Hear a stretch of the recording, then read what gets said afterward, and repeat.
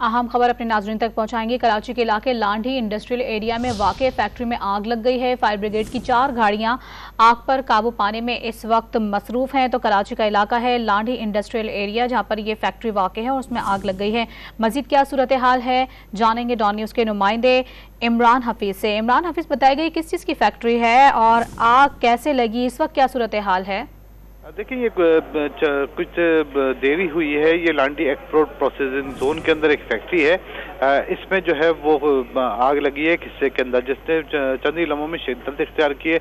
आग की इतला पर काबू पाने के लिए फायर टेंडर जो है वो 4 वहाँ पर पहुंच गए हैं, जो आग बुझाने की कोशिश कर रहे हैं। धुआं बहुत ज़्यादा है, जिसकी वजह से जो है उनको दुश्वारी का सख्त सामना है और धुएं के बादल दूर से दिखाई दे रहे हैं। फौरी तौर पर यह हुकाम की जानिब से मालूम नहीं हो सका है कि फैक्ट्री जो है वो किस चीज़ की थी और इसके अंदर क्या उनका गोदाम भी इसके साथ ही मौजूद है या नहीं। जी ठीक है, कराची का इलाका है, लांडी इंडस्ट्रियल एरिया की फैक्ट्री है जहां पर ये आग लगी है। आग लगने की वजूहात ताहाल मालूम नहीं हो सकी हैं।